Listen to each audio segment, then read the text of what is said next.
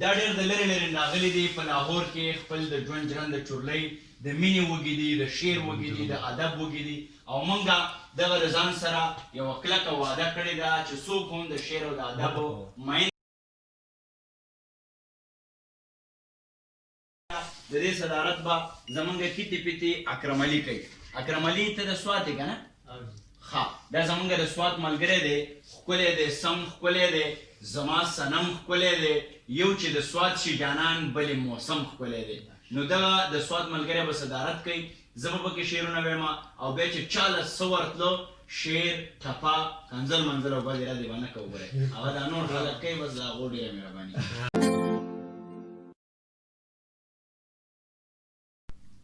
د سوات د سردرو تکړه ځوان په لاهور کې ژوند کوي. غواړو چې موږ د ده توان شو، د ده حوصله شو.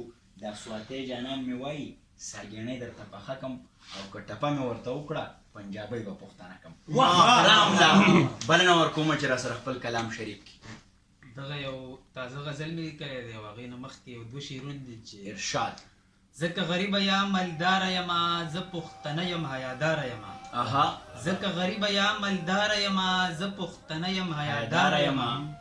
زما بابا ننګ او پښتو خوښوي زه هم روانه یې په لاره یم. او دغه یو غزل دی چې زه اول د کلي بیا د ښار شومه مخکې وم قمقل اوس هوښیار شومه. زه اول د کلي بیا د ښار شومه مخکې وم قمقل اوس هوښیار شومه. ما سره هیڅ چا محبت نه کو اوس هر څوک کوي ځکه مالدار شومه. تل به مې جانان رانه نفرت کو، تل به مې جانان رانه نفرت کو، وګوره زه سخته کې په کار شومه. او زه خو د پښتون د حق پوښتنه کړم، زه خو د پښتون د حق پوښتنه کړم، یا ولې او په څه باندې غدار شومه. زه خو د پښتون د حق پوښتنه کړم بیا ولې او په څه باندې غدار شومه.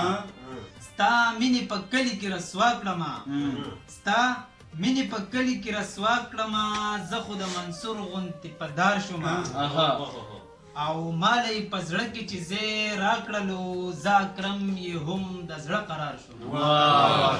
ډېره زیاته مننه کوم، خوشحاله دې اوسي زما ځوانه وروره.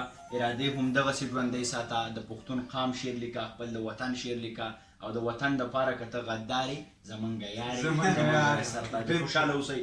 په زړه داغونه چاله مه ورکوه، خوار شي غمونه چاله مه ورکوه.